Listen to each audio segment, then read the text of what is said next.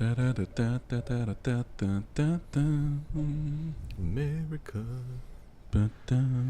Ladies and gentlemen, this is JoeJin Movie So Awesome. I'm Joe. I'm Won-Jin. Today we're going to talk about Season 5 of Fargo, Episode 6. Major spoilers for every episode until now. And all the previous seasons of Fargo. And the movie. Including every James Cone movie too. What's up, ZZ? Shout out to Behind the Scenes. Hey, thank you so much for tuning in, man, and or woman, or them. I'm so sorry, I don't know what to say these days. But shout out to you too. And shout out to Zach Milneda's Movies. Shout out to Scott Walker. Join us later, man. Here we go. Hey, man, this episode was the weakest for me so far. Like, there were scenes that I loved, and there were scenes that I felt like was a little bit too on the nose for Fargo.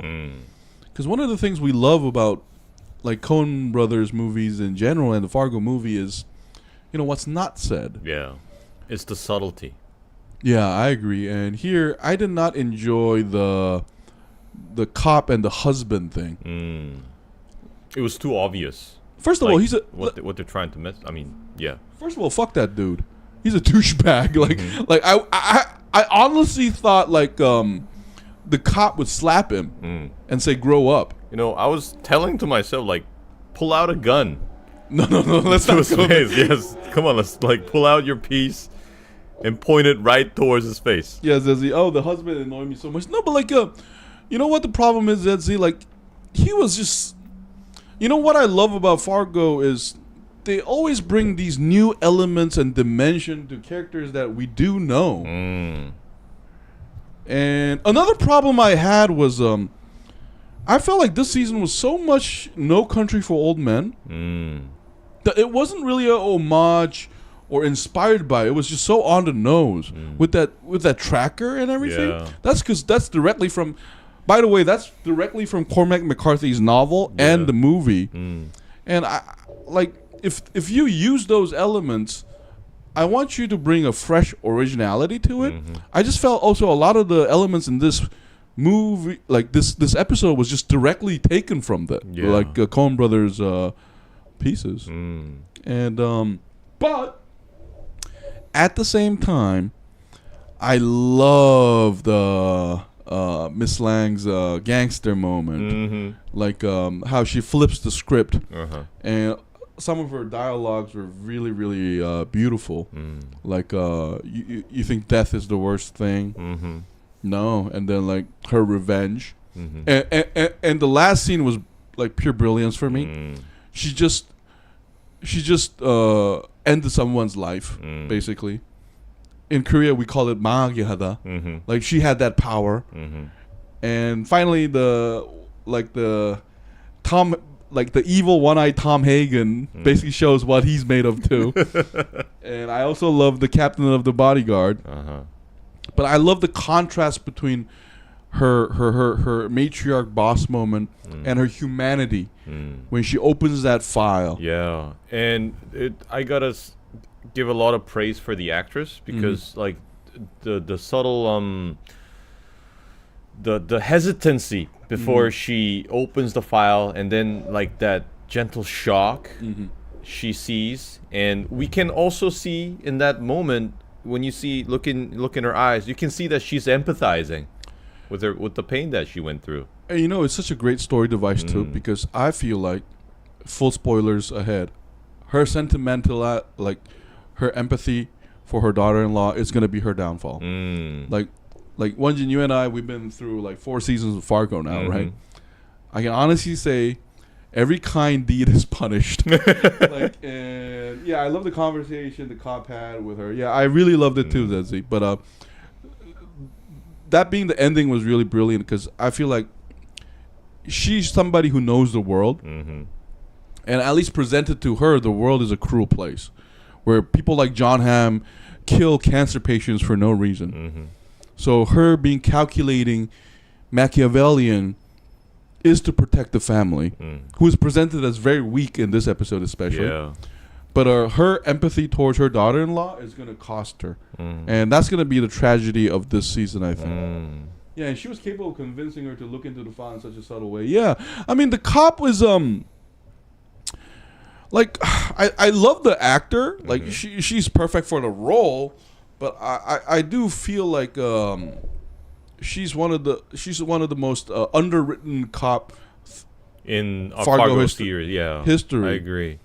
Yeah, because remember we already had a woman cop in don't we have like in the the original movie? Yeah, and even in the third season, and even in the first season, where the cops are husband and wife. Yeah, so they represent a lot of like civilian morality, all that. But here, I just felt like that scene with the husband was just so weak, un-Fargo like. I was hoping that they would actually pay more attention. I mean, show us more, not of like her husband and his douchebaggery. I was hoping that they would show us more of like what makes her stay with him. Yeah, I agree. It's like, why is she sticking around? There's gotta be something, because she's like deep in debt. The guy's a complete asshole. Why are you putting up with him? And I was hoping to see some answers, but instead we just get more of like the douchebag side of the husband. Yeah. Hey, Zizzy, I think that scene was made on purpose, and I think there is more to it. Maybe, though. Yeah, I agree. I mean, this is Fargo, so maybe I did think that they might bring up the race card, and then in like the next episode 7, we get to find out more about her, and then you know she's an Indian immigrant, and maybe there's that problem, and. But I did feel like this episode as a whole kind of went in on the woman thing and the man thing, and it's not the best I've seen from Fargo. Because remember, guys, Coen Brother movies has always been very feminist. Like women are very powerful, even in No Country for Old Men. Remember, like Thanos' wife, like. I mean, she's not perfect by any measure, but she's not weak. She stands up because he didn't just say one thing. Yeah. So, I don't know, though. I don't know. So, I thought it was too blunt, like the way they sent the message. Like you said, the thing about men and women, the female boss thing, the women power empowerment here. And then we see the man-child. But I think it was too obvious. And too bluntly laid out. So that was... It reminded me a lot of season 2. Remember... it was not sophisticated. No, but even remember in season 2, I thought the perfect male cast was Patrick Wilson's father-in-law. Because in season 2, the most powerful woman in that season was the cancer-ridden wife. And she was not weak. And Patrick Wilson was basically like under her in a way, and like her father-in-law, I thought was a perfect like a balanced male character, and I think this show is and where's the other cop? Where's the African American cop? Yeah, the guy who got shot. Yeah, like I wonder what's going on with him. Maybe they're gonna bring in that element too. And another little bit disappointment for me was the tiger we talked about last time, the grave eater guy. Oh, the dragon. Yeah, the dragon. Yeah. Not a tiger, the dragon. Yeah, I love his dialogues, but I don't know, because one of the elements of, it might sound weird for you guys, probably because you live in a different society, but here at least a man would say all those things to his wife or girlfriend. Oh, really? So the line was very accurate. Okay. Because in Korea, Korean guys are known to be very nice to their wives. Yeah, that was a very... I mean, a husband in South Korea says something like that to his wife, like, and she's gonna be like, "나가 이 새끼야." Yeah, she's gonna slap the fuck out of him. Yeah. Things are gonna get real very fast. Yeah, like that was that's what we call like a boy, like a child thing, like man-child. Yeah, one of the benefits of Confucianism is that we stress the adult and the child. So me and Won-Jin, we're putting out a lot of boy image, but we have to like act like men, like in normal society. Hey, This brings up a whole topic, man. This is, we're so happy that you brought it up, ZZ. But if you're really talking about that Andrew Tate thing, but I do think it's also a generations thing, ZZ. Because when I was growing up, I was not allowed to complain like that, man. I would get punished, like physically. Like complaining was like a sign of being a bitch. Back then, like even by our neighbors. But here's the thing, though, ZZ. Like, queer society is moving really fast, though. Like it used to be, we were around 10 to 20 years behind Europe, but I think now it's like 7 and 5. Like that's my personal opinion, by the way. So I don't know. Like me and Won-Jin, we were in our 30s, late 30s. So I totally did not vibe with that dude. If I was his father, I would just kick him out of the house. Yeah, because I mean, and he also has a golf club. Yeah, I mean, I can go wild with that. No, but like in Korea, we're kind of like, we have to get a job. So like him already failing at that means he's not human. He's less than human. Like, cause I have the word 식충이, which is like a meal wasting insect. No, but don't we have another one where you're basically a shit maker, where you have no job, poop maker, so that you are basically making shit every day. Like this is like, by the way, guys, this is no joke. This is like terms we use in Korean society. 똥 만드는 기계. Yeah, exactly. We're not nice people. Poop machine. Like, but anyway, like, but there's John Hamm though. Like, I also did not like his scenes with the wife. I wish there were more like Flower of the Killer Moon moments, where I wish it was presented in a way where the wife is sort of aware that this is all BS and kind of plays with it more instead of this outright John Hamm being a dick, basically a man child. Like, but hey, now that we mentioned it, Zezzy, I guess you're right, because I think the episode was trying to show us the John Hamm and the golfer idiot like image together, and then mother-in-law, the matriarch. Yeah, it's just like the execution was the problem. I like that theme though, and John Hamm is basically like an upgraded, like demonic version of the loser golfer guy. But I do like, because you know why I keep bringing up the No Country for Old Men? This is kind of like criticism of that masculine society that was actually normalized just only 10 years ago. Remember, like, we glorify the West. Yeah. I mean, we still do, but we're asking more questions about it. And I'm so happy that this season brings those things up. Yeah. But at the same time, So I now gotta wonder. I think we're now past halfway of the series. Yeah. Are we getting like 10 episodes? I think so, 10 episodes. Yeah. So then we now know that things are gonna start escalating quickly, and we kind of now see where the pieces fall. But I wonder where the dragon guy, the guy, the sin eater guy. Yeah. I wonder where his story is going, because he got paid.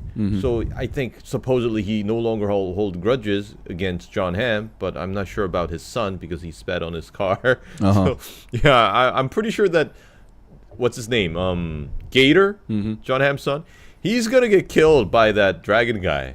Yeah. But I don't know where that guy's gonna go to. But what I'm sure is that we now see like a major like a full out battle about to happen, because we're constantly hinted that John Hamm has this extreme right wing militia being supplied with like tactical weapons, and we know that the matriarch, she has like this personal security who like seem like they travel the world. They're probably like they seem serious like dudes, ex SEALs or like Deltas or something. I don't know. Yeah, I mean, this is Fargo, so we know there's gonna be bloodshed in the next episode. It's gonna start, and I think the bodies will start dropping. I think next episode, because or the next episode will be like the preview to that mayhem that's gonna happen. Yeah, Lizzie, I have a feeling that the matriarch is gonna finish off the ex-husband, and the weird guy is gonna put the matriarch for some personal reasons. Yeah, I mean, okay, that's possible in Fargo. Yeah, but we need to be educated on why that would happen first. I do think the dragon will come back to kill John Hamm. Yeah, Okay. I think this is all a ploy. He's gonna wait for it because he's a very philosophical dude. Yeah. So I feel like when he said, "Why don't you dig a hole? You got to fill it," I'm like, "You're straight up psycho." First of all, It's so creepy. First of all, you're straight up psycho because you obviously could have killed Gator and ran away. So I think he's gonna come at John Hamm at a very vulnerable time, and then finish him off like at a very weird moment. Like he's like that kind of devil character almost. And this episode weirdly made me feel like I wish Gator wouldn't die. Like I wish Gator wouldn't die. Like because of his overreacting thing, and the dragon guy said, the boy complains. Oh, my knees grab. A good rock is a boulder. Blah blah blah. I was like, I felt sorry for Gator. I felt really sorry for the meeting that kind of father. Yeah. He seemed the kind of guy that would hold a grudge because someone got in his way by accident. Like, I disagree with this. I think he's the kind of guy who will kill you for moral reasons that he only understands. Like, and other things are just overlooked. Yeah, like he's killing you because he have to kind of guy. Like, remember in No Country for Old Men, that wonderful scene in the hotel between Sugar and Woody Harrelson. Yeah, character. That's right. I have to kill you. like that. That's a freaky. That's a freaky ass shit. Yeah, this is not just Yeah. This is not just like a compulsion. I mean, impulse. Yeah. It's more like a compulsion. Or like you broke a certain a code that only I understand. Yeah, it's a morality thing. Yeah, and you gotta go. It's right for me to kill you. It's not an animal rage thing. I have to kill you. So that's even scarier. He's the most, like in No Country for Old Men, Sugar is the most moral character out of all of them. Because every one of them compromised their value for money. But Sugar is the only one that you kind of realize that, so you're a hitman, you took this job, like, ostensibly for money, but that's not the case at all. You're a psycho, cuckoo. Hey, Scott Walker's show. Hi guys, I'm very late. I've been looking after my dog Red. He has a yeast infection in his paws. Oh man, chest pain. My girlfriend had chest pain. We talked to you about. Okay, I hope they were feeling better. Hey man, hey, I hope your dog gets really well soon. And chest pain, hey, I hope it's nothing serious, man. Yeah, I hope she's all right, and you took care of that well. We're sending you positive energy. Yeah, but this show, this season, it has not been so effective in bringing those Coen Brother elements or new elements in the best way possible. I think, though. And this is just my wish for like towards the end of the series.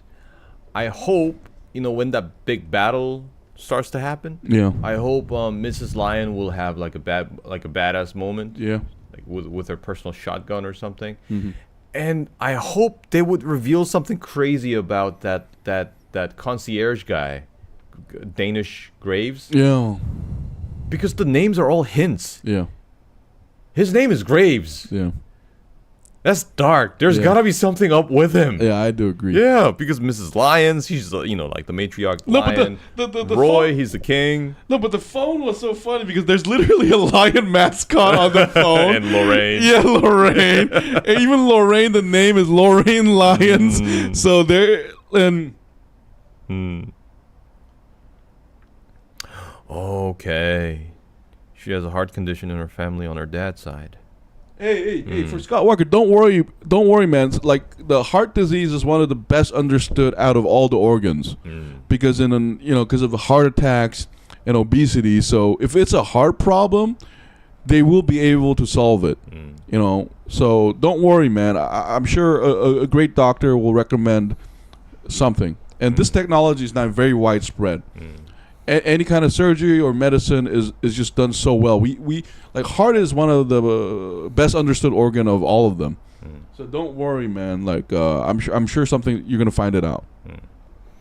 Anyways, Danish Graves, he's gotta have something up his sleeves. Yeah. When you have last name like Graves in this show, you have to have something hidden. Yeah. And I love the small details too, because I do feel like the eye is gonna come off, and that. Imagine, I mean, we had like a UFO. Imagine if he takes the patch off and he has a bionic eye. Like Terminator Red Eye stuff. I do. Hey, now that you said that, I do feel like we're gonna see something crazy though. It's almost too silent though. Among like it's like these are like preludes to the big battle. Yeah. And I do feel like and because of the dragon dude saying those weird shit, I did definitely get some like we're gonna get some like surreal like magical thing going on. Maybe we're gonna see like a phoenix or a dragon like fly by, and then everybody's gonna look at it. And these keep mentioning lion and tigers is just so such a great story devices too. I got an interesting story to tell you about my dog, Brad. He's an American bulldog, Staffy mix, small bill. Boys of my older brother. The real mama's boy. Oh yeah. Oh, bulldog Staffy mix they're huge dogs, aren't they? Yeah. I only seen one in real life once after I was an adult. They're huge, aren't they? Beautiful, smart dogs. Oh, his name is Red. That's a good name for a dog. I used to have a dog, and we called him Snow because he was a Spitz. No, he's still alive, by the way, but he's not with me anymore. But I love dogs. I remember there was also like a movie with an old man and his dog, and the dog's name was Red, and some bullies like shoot the dog, and then the old man is hell bent on revenge. Really? I think the movie was called Red. I mean, but not the Morgan Freeman, Bruce Willis Red. Not the other Red. Not the senior citizens becoming that stuff. No, but dog is an extension of the family. So I hope Red is all right, man. One scene I really liked about this episode, we were saying that things were too upfront and too obvious, that it was not Fargo-like. One thing I actually liked was Scotty playing the drums. Because there was something clearly going on. I mean, it's not explained, but we're kind of hinted that she's going through some sort of frustration. Because I don't think that she was playing and having fun. It kind of felt weird when she was like continuously playing it until Indira arrived. Yeah, I do agree that there are like hints to some like foreshadows of things to come. And I think Scotty... Someone please do the joke about dogs. And is that chopsticks or drums? I think those are chopsticks. Oh, you mean how Koreans eat dogs? Eat dogs? He's that scene like. No, we're not gonna. We're not gonna do that. like Scott just told us that his dog was sick. No. And hey, for data, Korea there were dogs that were we don't do it that much, but there were dogs specifically bred to be eaten, like cows. And in Korea, the context also is our Korean War, because protein was hard to come by.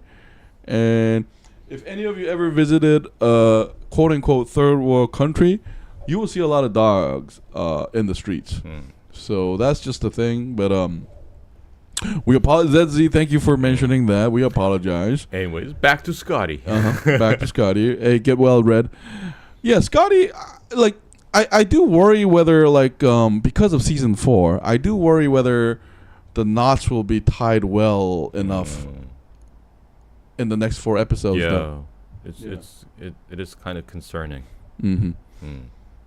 But so far, it's been good. Yeah. Although this, like you say, I agree, this is the weakest episode of them all. Yeah. But we can clearly tell that things are building up for this big battle coming up. Oh, I did love the music. There was some Godfather-esque music during the Dragon and John Hamm negotiating scene. And I love how John Hamm is genuinely disturbed by him. He's like, what the fuck did you just say, face? You could tell that he was like, huh. And we can kind of tell because he saw what he did to his house. Yeah. And his dialogue about removing luck was also, I think, a hint at some voodoo shit that's going to happen. So until now, which is your favorite character?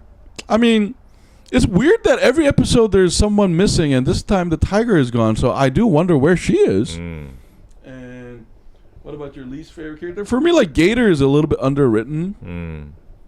I did like the FBI agents here. Yeah. They're trying to investigate what's going on. They're playing catch up.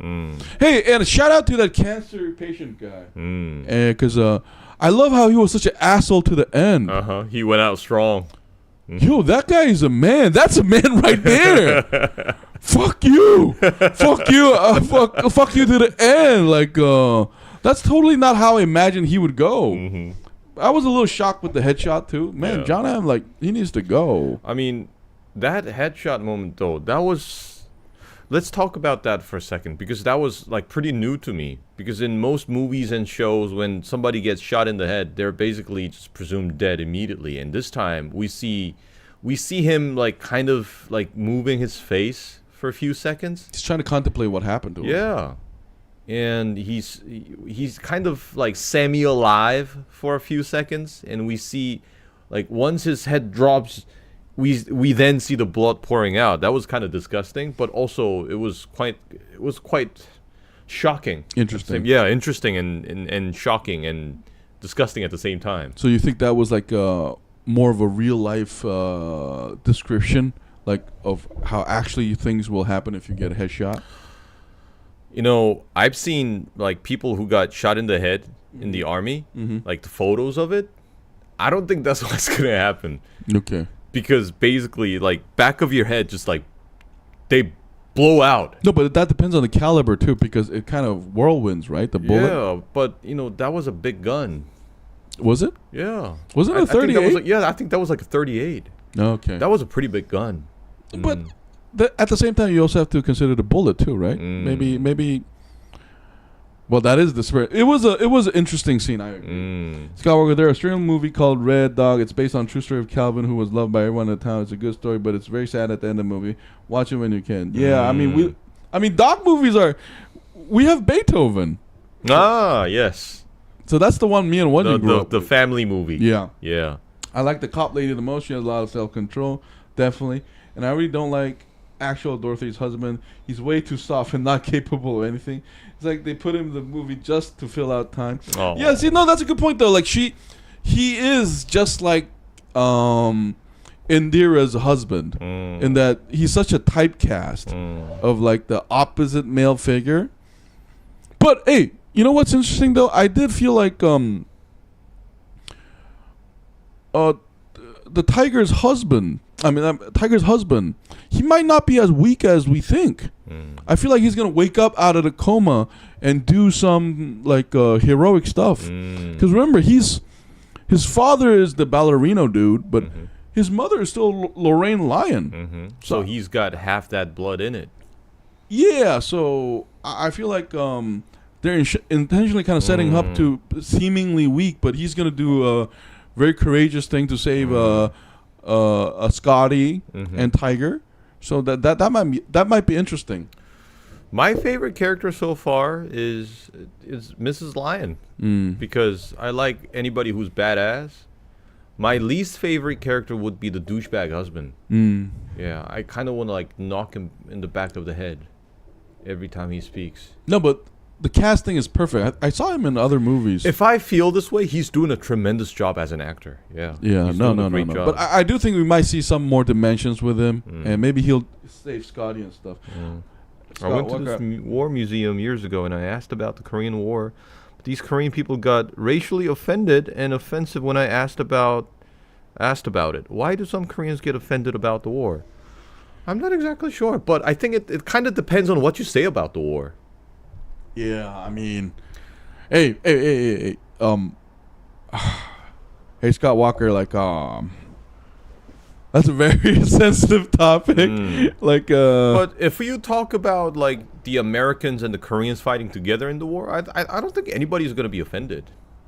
No, but I think like Koreans might hold some very offensive views about Chinese.